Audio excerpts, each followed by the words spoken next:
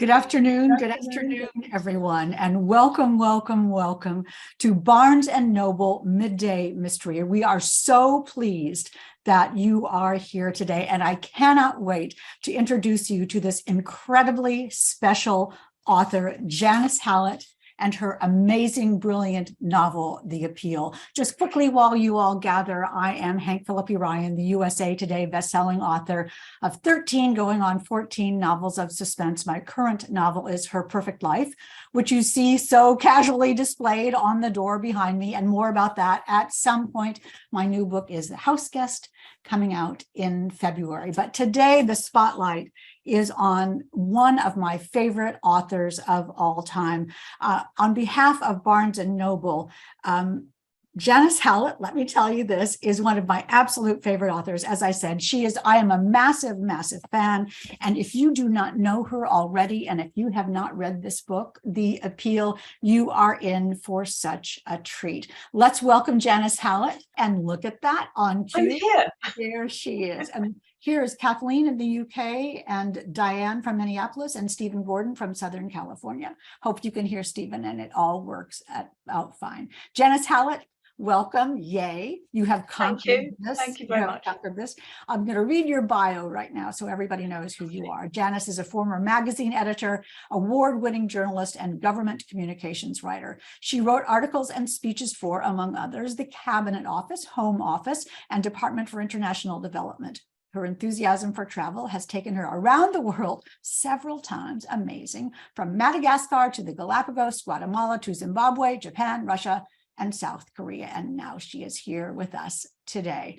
A playwright and screenwriter, she penned the feminist Shakespearean stage comedy Netherbard and co-wrote the feature film Retreat. She lives in London and is the author of The Appeal, which we are going to be talking about today. But I cannot resist showing you her other book that is coming out next year in 23, the Twyford Code, which is also, you all, it is brilliant, brilliant, brilliant.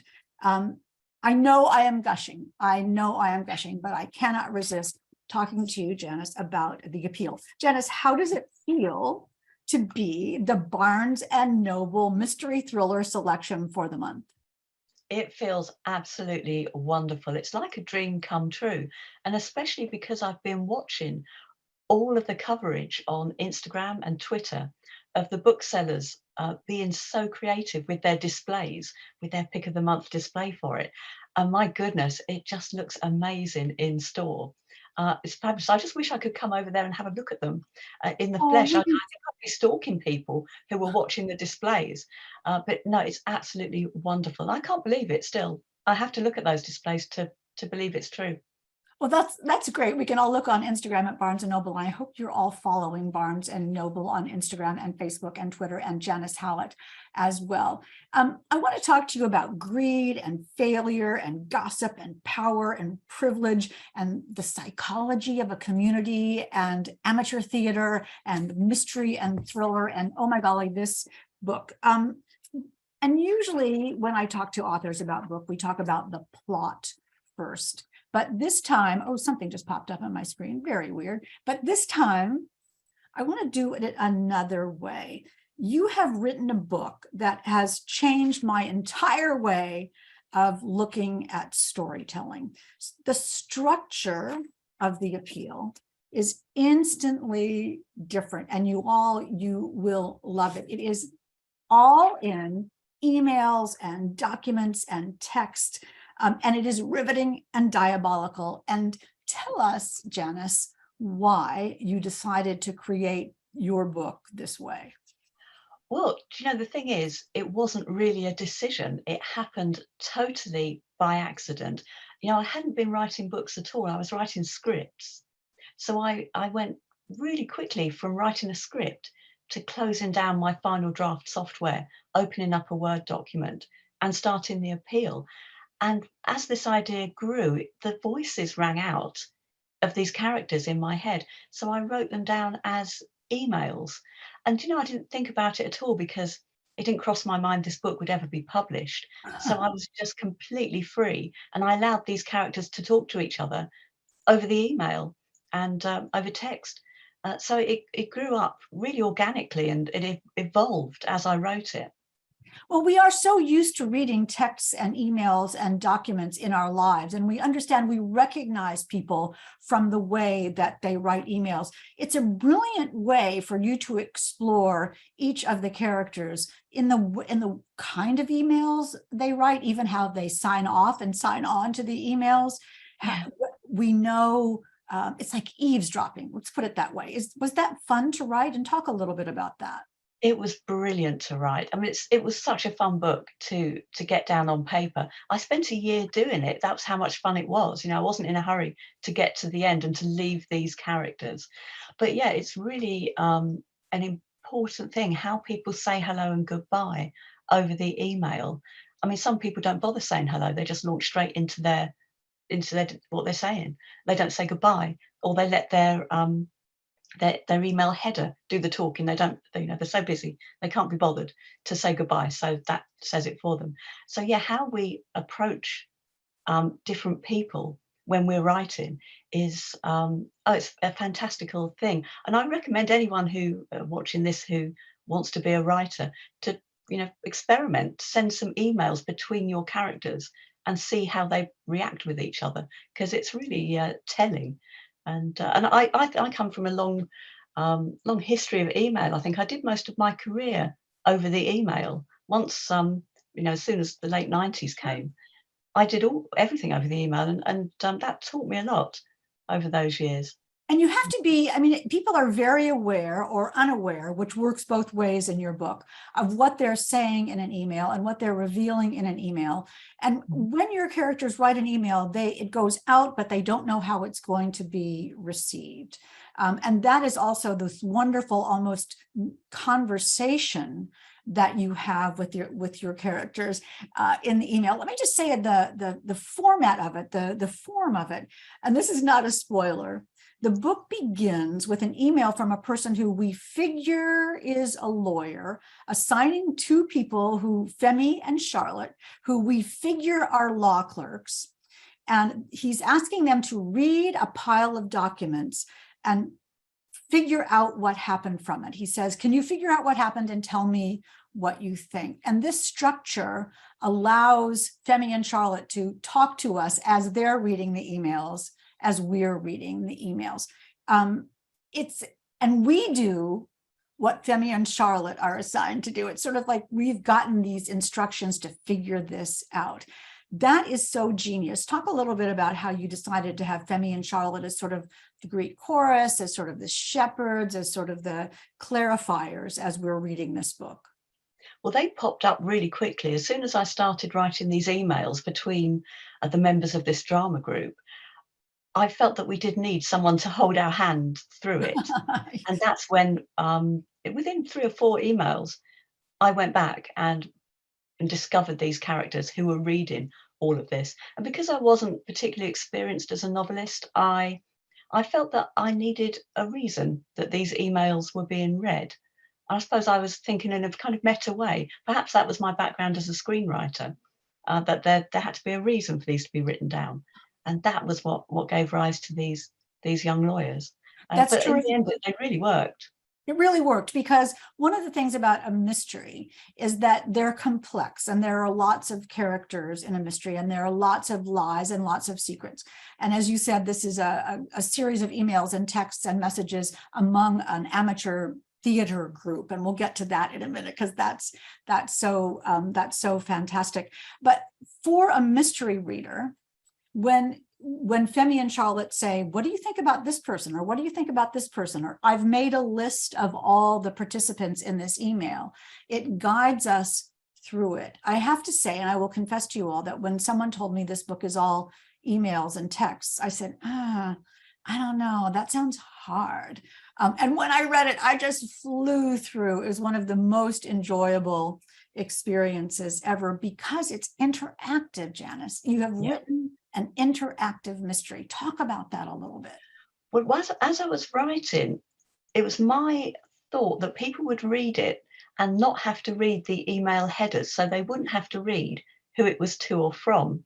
So I paid a lot of attention and made it really clear who was emailing who. So all of the characters had a different style depending on who they were emailing. So by midway through the book, you know by how they say hello in their first line, who is emailing who. So that was really important to me, that readers didn't have to read the dates all the time. They didn't have to read the subject matter. But perhaps when they went back and read the date and the subject matter, that might be a clue once they know a few other things.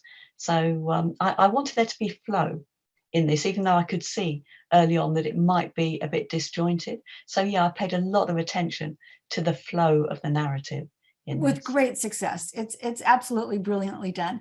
And the other thing, as we get to know these people who are dealing with this amateur theater group and putting on a play, we get to know the reader knows more than the characters do, because the emails only go to certain people, but we get to eavesdrop on them all. And as a result, we know who's lying or who we think is lying, and we know how people present themselves to others. Talk a little bit about that deception that we all do with each other. Well, it's interesting, isn't it? Because not all the deceptions that we have are malign. Some of them are quite benign. And sometimes there are characters in the book who they practice deception, but it's because they want to be liked, or they want friends, or they want someone in particular to like them. So deception takes many forms, and sometimes that's self-deception as well. So all of this comes through all the characters, I think. Because people want to be perceived in a certain way as successful or loved or relied on. And it's heartbreaking sometimes to read the emails. And it's also so much fun to read the emails, because as I was saying, it's like we're eavesdropping on people's lives and we get to know something about them. I think we're eavesdropping, and we're also recognizing perhaps something in ourselves. I mean, certainly with some characters I do. There's a character called Izzy, and she really is who I feel I either am deep inside or perhaps might have been. And it's that person who wants to be liked, who wants friends, and who feels they perhaps don't have that through their own personality, I suppose. So that's her great fear. And that comes across with everyone she emails. Well, Izzy is one of the best characters I've read in a long time. And talk a little bit about a little more about her, because I think most of the emails are from her, and she's the person who's sort of juggling her way through this story with what she knows and what she doesn't know and what she hopes. Talk a little bit about where she came from. She's fabulous. Izzy does come from quite deep inside me, I'm afraid. And I find she divides people as well, because although I really identify with her, there are people who read the book and love the book, but can't stand her. They'll say, "Oh, Izzy, she's terrible. I couldn't stand her at all. And wouldn't it be awful if I actually met her?" I thought, well, you know her because she's me. But yeah, she's No, a very complex character, and she's very divisive. But I think she's compelling, and I think you're lucky if you don't recognise something of yourself in her. And maybe that's why she annoys. I just crossed my mind. Perhaps that's why she annoys some people, because she gets up right to the heart of something in them that they don't like. Um, I mean, Maria is saying, as dislikable as Izzy is, we can all relate to her in one way or another. And that is interesting, because she really wants something. And everybody in this book wants something. And those emails and texts are all about what someone wants. Talk a little bit about the motivation of the characters. well, I think, yeah, you're right. All of them have different motivations. Um, yeah, and some of them are malign, and some of them are less malign. That they're the motivations that we all have.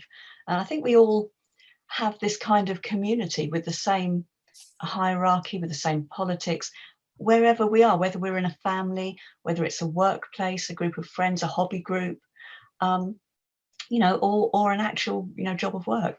Well, It's you've done it. So, I mean, you've created this community of an amateur theater group where there's a hierarchy of who's in charge. There are the wannabes, there are the main characters and the walk-on characters and the people who are understudies, all those kinds of examples.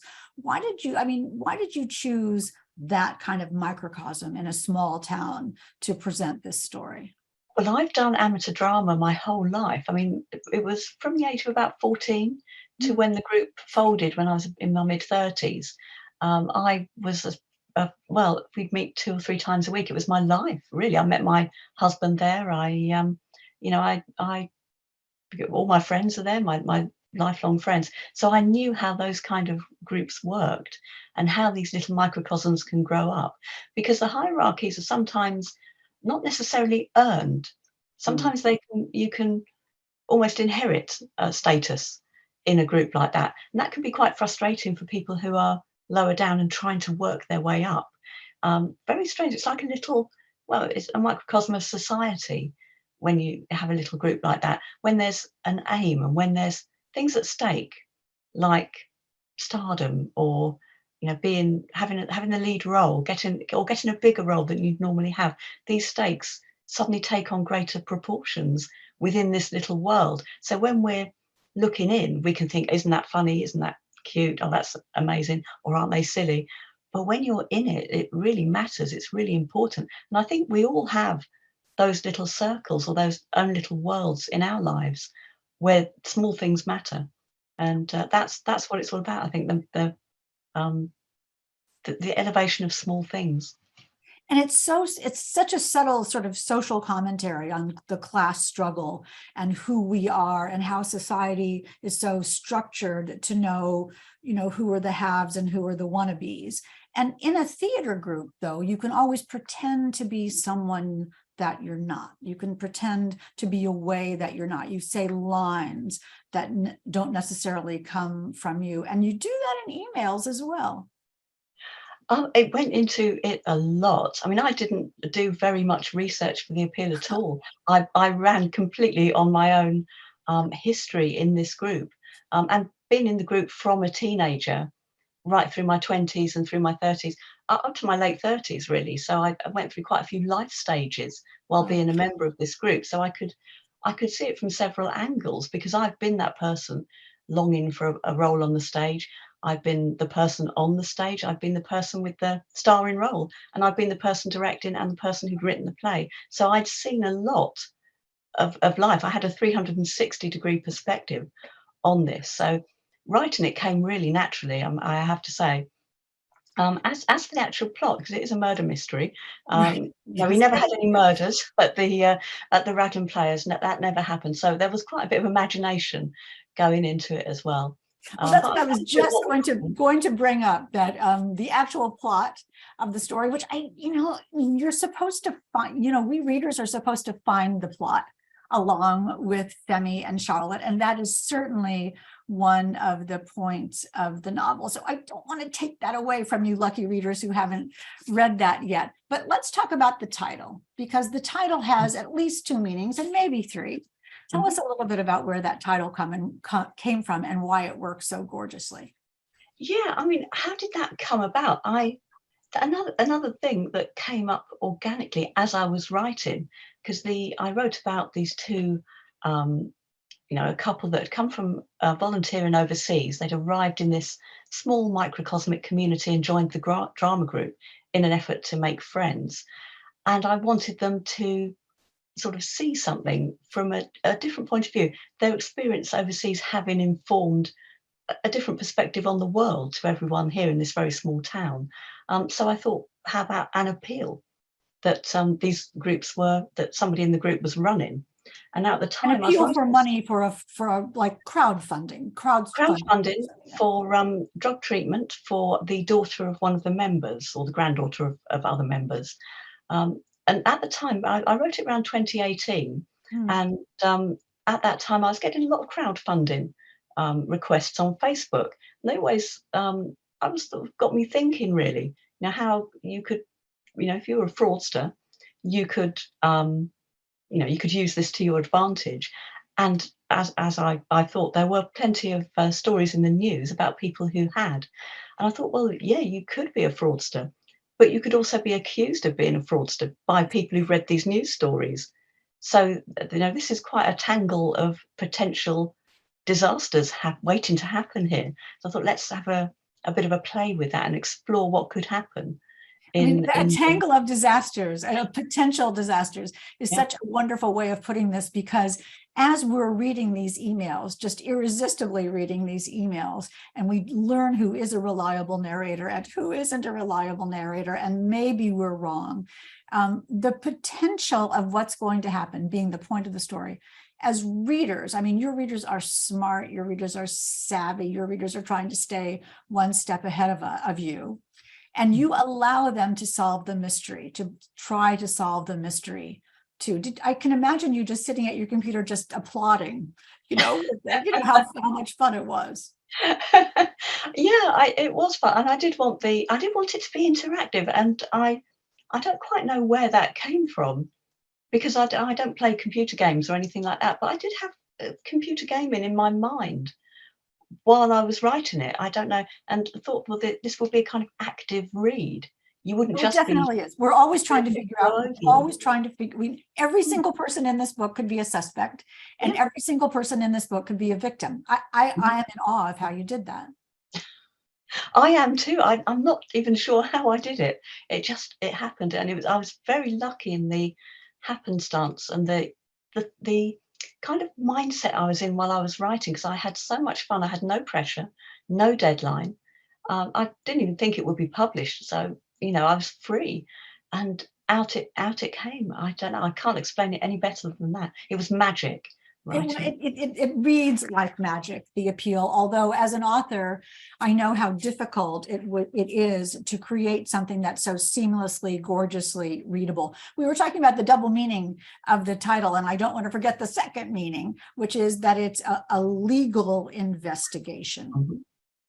Yeah, it is indeed. It's an appeal. And I've since found out, this is a kind of interesting, talking about the luck and chance that's gone into this book. I've discovered there is actually a legal process whereby um, the electronic means of communication are gathered together and read for court cases. In the UK, it's called e-discovery, and I Here think you too. have a different, you might have a different name in America, but it is a thing, and this is something that lawyers do. So, but that was by chance. I didn't realise that when I wrote the book. Well, so Um, you were creating reality. yeah, But the idea is, the lawyer who is assigned this to Femi and Charlotte and to us says, see if you can figure out what happened. And that is what you have presented so gorgeously in this. Where did you get the idea for the story? story. Do you know, it just grew up. I let the characters take me. I let them take me where they wanted me to go. And So so you were and surprised along the way? yeah, all the time. And I think Sam and Kel, I've seen things a lot through Sam and Kel's eyes. This is the couple that Those are the come from couple that comes volunteering. in. Yeah. So they're new in the area. Also saw the world through Izzy's eyes, because although she's already there when Sam and Kel arrive, she's certainly not in with the in crowd. She's a relative newcomer herself, but she feels newer than Sam and Kel, so she has a bit of status in showing them around and them being her friends from work. So yeah, that was there was so much about this book that just evolved. Um, So you know, I was, technically then, as it's evolving, I mean, this is a very, it's complex, but it's not complicated. It's easy to read and truly fun to read and completely immersive. Did you write it straight through, or how did you do that? yeah, more or less, I wrote it straight through. Absolutely. The first version I wrote was 100,000 words, and that was the one that only my agent saw. And she said, "My goodness, it needs to be cut by 20,000 words." Oh, And I have to say, all of those 20,000 words were emails from Izzy to Sam.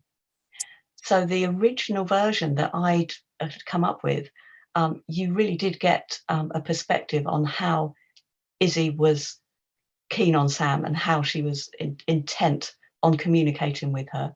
Um, well, Izzy, who, as we were saying, is one of the main characters, one of the lower level players in this amateur theater group, really wants to be loved, and she really wants friends. And when Sam and Kel come to town, she latches onto them as possible new friends. She's a very needy person, and a fascinating person. When I read the book the second time, I felt different about her than I did when I read the book the first time. And I think that's one of the joys of this book. I see that we have a lot of questions from all of the people who are here today to celebrate this book. And we should take some of those questions. And if you have more questions, do pop them in the chat and I can see them right here. Here's Susie Baldwin and here's Kaylin, and here is Terry O'Connor. This is marvelous to see you all. Welcome, welcome, welcome. One of the questions is from Erin, and she says, how did you organize all your twists? And be careful of what you say here. Did the appeal always have the same outcome as the final copy? That's a good question. Yes, it did always have the same outcome. How did I handle the twist? There was definitely a time in the editing process where I was looking at this thing that I'd created sort of chronologically, looking at it as a whole and seeing it almost from a different angle and seeing it from the point of view of when we realized certain things. And it was quite a stage to go through to make sure that the reader was either just ahead or just behind of these revelations all the way through. Because because it's fun to guess and be right. It's also equally fun to be surprised. Yeah. And you give such a good balance of that. If you've just joined us, we are talking about The Appeal by Janice Hallett, which is the Barnes and Noble mystery thriller of the month. And it's now out in paperback. So hold up that copy too, Janice. Paperback. Slightly, this is we've got a postal strike here. So this is the UK edition, but the US edition has a chair on the front. So it's very similar. And I think we saw that in the gorgeous video at the beginning of the event. But we were talking about surprising people along the way and also allowing people to guess. But you did know the outcome, you said, from the beginning. Yeah, it was always the same outcome. Well, it was the same outcome. I didn't necessarily know who was murdered. Oh, you didn't know the victim. Yeah, I didn't know. That's fascinating. Until it happens, I didn't know what it was. Back to what you were saying earlier, though, which I don't want to leave because I think it's fascinating. You were talking about this moment when the book when you saw what you had. And what did it all just click together? Was it like a moment where you realized, I get this and this will be understandable and I've woven in the clues in the right way? What did that feel like? It's a feeling as if this is almost come together. It's like having a sculpture, but it's not that detailed. And you're going along putting in the detail and referencing things later, a little bit earlier, and reference so that when the reader gets to it, they think back to what happened in the past. So making it more detailed than the original, which is a bit of a blob of clay, if I can use that analogy again. So it feels very powerful that to have a whole first draft that you can then mold is a great feeling, and it's where a lot of magic happens. Yes, and I think that happens first of all, and then there's more later on. Sue Grafton used to call it the magic as well, and I think that's just as good a word as any to describe what kind of happens in the writer's psychology and the writer's subconscious, that we're creating something that we don't even really know that we created, and at one point we think, wow, oh, I see that. But what you do in that situation is there is a moment where you're reading it not like you, Janice Hallett, best-selling author, but reading it like a reader. Talk about that little perspective shift. Yeah, certainly. That happens. I think I do that quite a bit. And I get into a particular mindset where I'm reading like a reader. It's completely different to reading it like a writer. And yeah, that's quite an important stage as well, actually. And sometimes I'll be 3/4 of the way through a book and I'll go back to the beginning and I'll make changes that reflect where I've got to so far, because I've thought of new things as I've been going along. So I'll put them back in. And at that point, I'm reading like a reader. And I think because I write like I'm a reader, just discovering things. And hopefully that comes across, and it seems to, because that's what readers tell me. But yeah, there's a mindset of a writer, and there's something about creating pictures through writing words, which is what we do. and that, yeah, there is something really complicated and yet very simple within the subconscious that happens. It's really hard to explain. You explain it better than I do. Well, no, I mean, because I think we our brains sort of work the same way. When you get to a certain point in the book, I'm making this up 3/4 of the way, and you think, oh, I see what I meant to do. Yeah, And then you go back, and it's almost like a treasure hunt to yeah, find the things that you can tweak a tiny little bit to make it all feel like it really is real. And that's yeah, what you've created in the appeal, this real community where we know the players and we know the characters and we root for them and we care about them. And we really, really, really are trying to figure out what happens. Let me look and see if we have so many questions here. Marcia is asking a question. I can't wait to hear the answer to this. What do you do if you have writer's block? Oh, I don't often get it, but maybe that's because I overcome it quite quickly. Because I used to work as a journalist, I didn't have the luxury of having writer's block. I had to write a feature before midday. I know I couldn't pore over it for a few days, so I had to do it, and I kind of worked out some ways to get round it. One thing I do use quite a lot now is music. Hmm. I'll use music to sort of change my mood slightly. If I'm stuck on a piece that I'm writing, it might reflect what I want to be writing. It might take me out of how I'm feeling. So I use music a lot now to stimulate my thought That's, process. I mean, Zoe is asking, Zoe, I hope it's Zoe and not, or maybe it's Zoe, is saying, how do you set the mood to write your book? So perfect answer to a question that we hadn't even asked. Yeah. Talk about magic. What kind of music, if you can tell us? Oh, all sorts. I mean, what am I writing? What am I listening to at the moment? I've got a lot of Fleetwood Mac on at the moment. Oh, Isn't that a because revelation? Fleetwood Mac, classic tracks, and somehow they take me back in time. Um, to I think, well, to my childhood really, because they're a band of the 70s and 80s. So take me back to my childhood and teenage years. And, maybe that's something to that, because when we're children, we write without having any writer's block. We're quite free and creative. So I think music that takes me back to that time. that's lovely and And freeing, isn't it? That, yeah. that grown-up editor is not looking over our shoulder, but we're Mhm. transported to a time when our brain was open. I really relate to what you were saying about being a journalist. I've been a television reporter for 43 years. And Wow.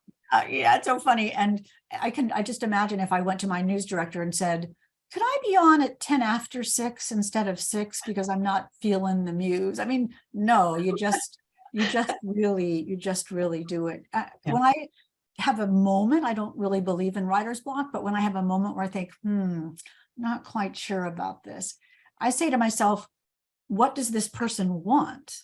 And now what are they going to do to get it? So it's interesting. Do you put yourself in the person's head at that point? I ask a question I'm always asking myself is what happens next? What happens next? And not next in the book or next in the plot or next in, literally what's next? What's the next word? What's the next Oh, sentence?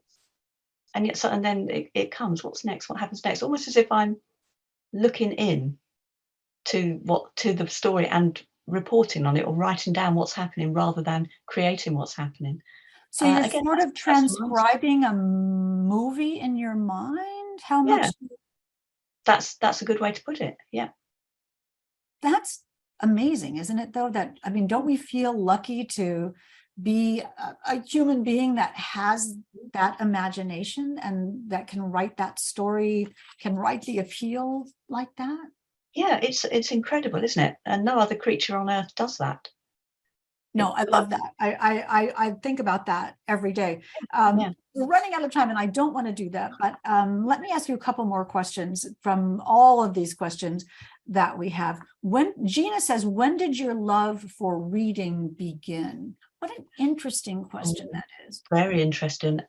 Really early, almost as soon as I could read.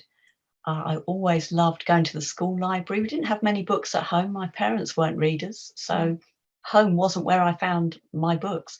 When I was about 7 or 8, I'd help my mum at the local Scouts jumble sale, and I'd pick up secondhand books there. a lot of Enid Blytons, Sure. and I loved them absolutely, until I was in my teens, I suppose, and early teens anyway.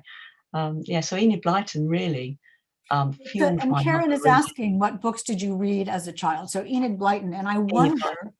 I Mhm. wonder how much effect that had on your writing of the Twyford Code, if we can sort of fast 100%. 100%, Yeah. a little fast forward. Subconsciously and consciously, is Enid Blyton is in the Twyford Code. Do you know, I was letting you into a secret.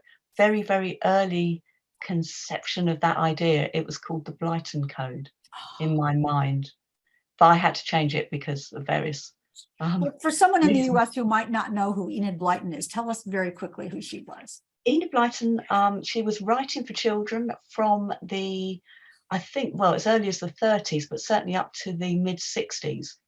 She died in the late 60s, so very prolific, extremely prolific.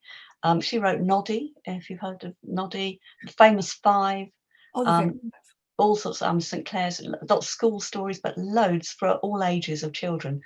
But she's very much maligned now, because she was there's very problematic writing in a lot of her stories. They're very sexist. They're a lot of very many ists in her writing, and she's generally cancelled. Although her prose was wonderful, and the way she wrote really gets cut straight through. Especially children really respond well to the rhythms of her writing. So I think current adults certainly struggle with Enid Blyton because they want to, show their children these books that they loved as they were children, but they prefer them to be more modern, and they have been modernised. I think there's a writer here in the UK, Jacqueline Wilson. She's been modernising some of Enid Blyton's stories. But yeah, Enid Blyton's a great influence, but a problematic author. And I took that and put that in the Twyford Code. And That so you all phenomenon. don't miss the Twyford Code. It comes out in January of 23, and you can pre-order it now from Barnes and Noble. Of course, you'll absolutely love the Twyford Code. But today we are talking about The Appeal, which is now in paperback, and it is amazing. Someone is asking, who are your favorite characters in this book? Who are the ones who you love to write? And that is from Rachel B. I loved Izzy. There's three. I loved Izzy. I feel that Izzy is me.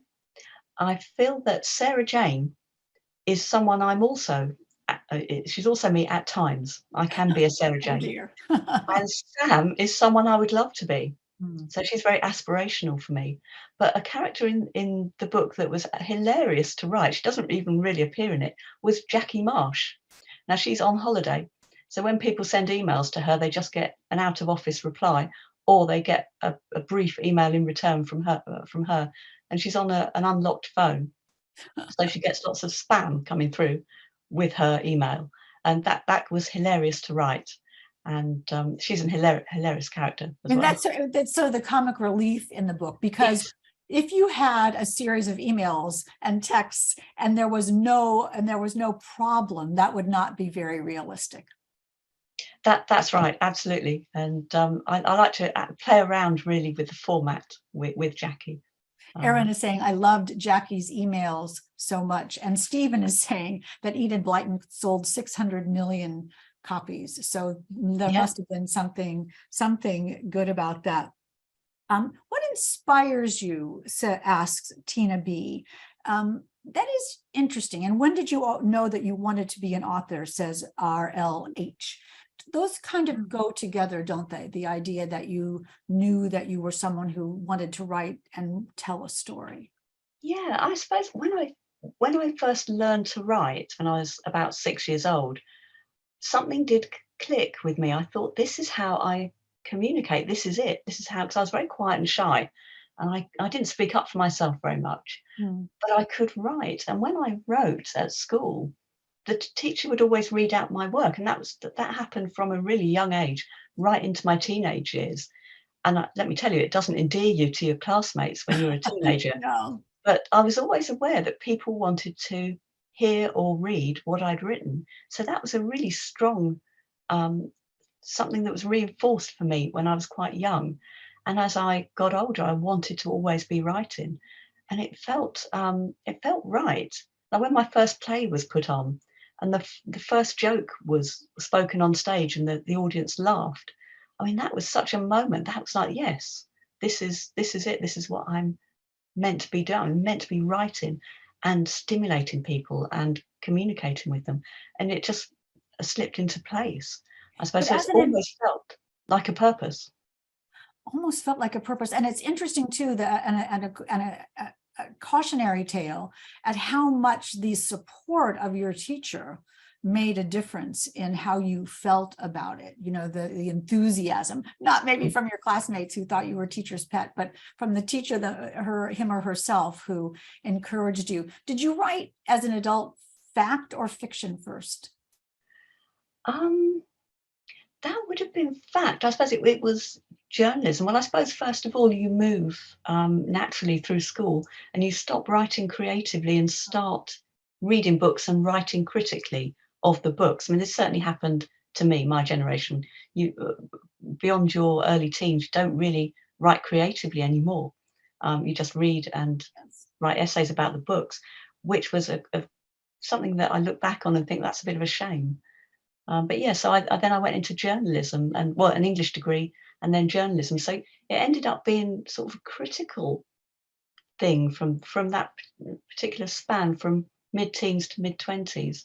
Um, it's not something I enjoyed as much as creative writing, I have to say. But don't Um, you but- think you learn from journalism, and I'm speaking a Mm. little bit for myself, don't you think you learn from journalism about storytelling, that it's a character who wants something and a problem that needs to be solved, and a story that you care about and cannot wait to find out what happens in the end?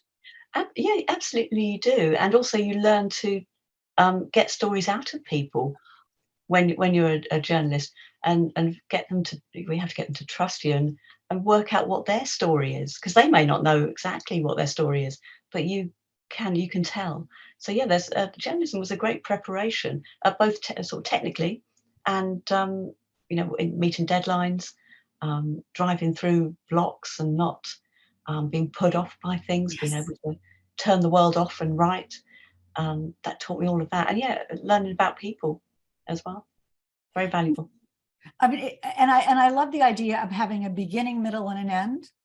Mhm. And having a rhythm and a music, as you say, to the story, which is very clear in the appeal. But I wonder, as you're writing this book, was wondering what was going to happen next what brought you to the computer every day? Are you a reluctant writer, or are you an enthusiastic writer?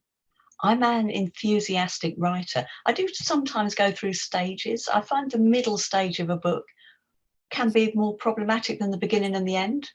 At the Yes, beginning, I'm indeed. always really fired up, and the end, I'm almost at the end, and I know what's going to happen. But there's a bit in the middle that's a bit less enthusiastic. But by and large, I can't wait to get to my computer every day. I love a blank page. I agree with you about the middle. I call it the muddle in the middle. And Oh yeah. some days I just think, just keep going, just keep going. And what I think is that something will be revealed if I just keep going. Do you have that experience? Yes, 100%. That's me. Sometimes I've been writing my current book and thinking, it's nothing's happening at the moment. Nothing's happening. So what's going to happen? And that's what I've been asking. And then suddenly it emerges. What happens? A character does something, or says something, or reveals something, and then there it is. So yeah, it's I think keeping the energy going and keeping the ideas flowing is a really important thing in that muddle in the middle, definitely.